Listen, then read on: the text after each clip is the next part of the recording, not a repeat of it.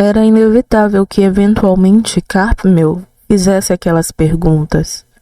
Ele não poderia impedir-se de afinal usar seu dom peculiar para buscar as respostas.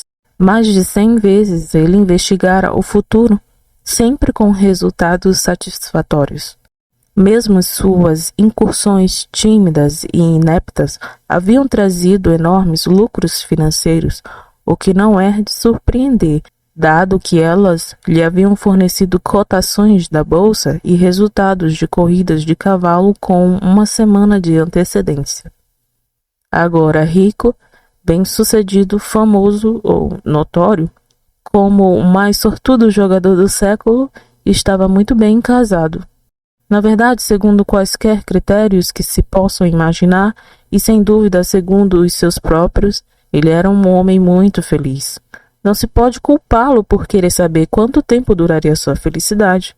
Enquanto resistia à tentação de descobrir, ele, pelo menos, debatia consigo mesmo quanto à desejabilidade de saber a hora, o local e as circunstâncias de sua morte. Sabê-lo poderia não colaborar para sua felicidade, mas, por outro lado, de vez que sua curiosidade fora despertada, não podia ser feliz enquanto não a satisfizesse. Tinha de saber. Fez seus preparativos, fez todas as coisas que considerava como magia negra, porém que qualquer descrente poderia considerar como um ritual conveniente à indução de auto-hipnose. Realizou a imenso esforço de vontade que o transportava às revoltas nuvens cinzas, o esforço maior que abria nelas uma vigia e o ainda maior de ampliar seu campo de visão. Viu um quarto de hospital. Até ali nada de surpreendente. Havia mesmo qualquer coisa de reconfortante em saber que morreria num leito de hospital. Havia uma enfermeira ao lado da cama, e ao ampliar-se a vigia pôde perceber que ela conversava com Viola, sua esposa. Por enquanto ainda não estava muito claro. Tinha de torcer o pescoço em torno da vigia para ver que, deitada no leito, estava uma coisa. A coisa era ele, e ele a observou atentamente para encontrar as respostas às suas perguntas. A barba crescendo sobre as faces que não viu navalha há dias era preta. O rosto inexpressivo não tinha rugas, os cabelos compridíssimos. Eram fartos e escuros e ainda encaixeados. Porém, a coisa não passava de uma coisa, não era humana. Podia ver que era cega. Podia ver que aquela coisa enxovalhada era completa e absolutamente inerte. Um quadro apavorante com todos os músculos do rosto inúteis. Fez um grande esforço para ouvir o que era dito. Era mais difícil nesse tipo de incursão ouvir do que ver. Não posso deixar de dizer que é uma libertação misericordiosa, disse Viola. Seja como for, ele não sente nada, disse a enfermeira. Seus dedos estavam no pulso da coisa. Você acha que ele soube do que quer que seja? Perguntou Viola. Creio que não, disse a enfermeira. Com uma paralisia total desse tipo é difícil saber, já que não há nenhum meio de comunicação.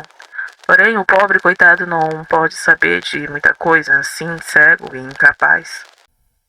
Era importante para Carpmel descobrir a data. Esforçou-se por descobrir. Compreendeu que Viola usava um casaco e uma saia que conhecia muito bem. E isso e o cabelo da coisa diziam-lhe que não poderia ser um futuro muito remoto. E então pensou nas papeletas em cima da cama. Teria datas, eram fichas diárias. Esforçou-se mais e mais para conseguir vê-las. Um último e convulsivo esforço revelou-as. Por um instante apenas ficaram ante seus olhos, apenas o bastante para que pudesse ver a data. O esforço quebrou o encanto.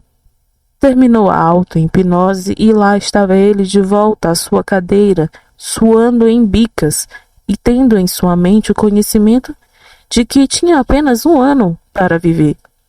51 semanas para ser exato, pelo que concluiu depois de verificar a data que estava.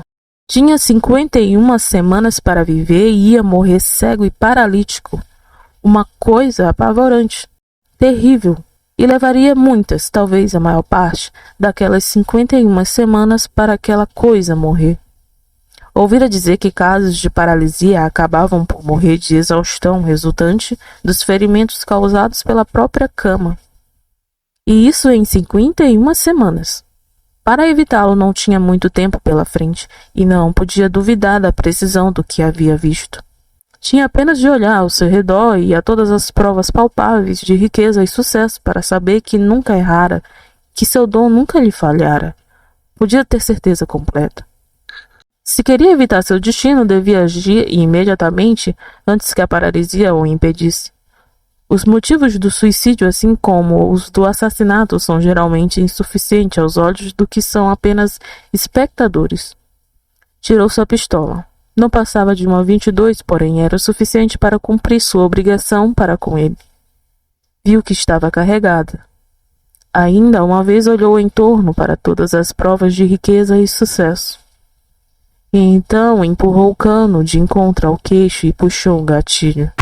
E afundou na escuridão. Retornou ainda para a escuridão sem lembrar nada.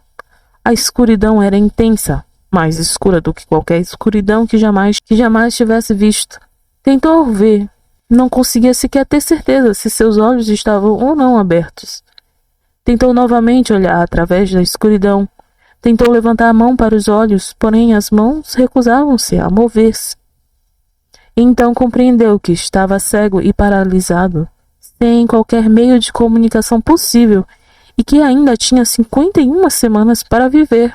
Talvez fosse típico o fato de Carpmael ter buscado respostas para perguntas de quando e onde e como. Ele não tinha perguntado por quê.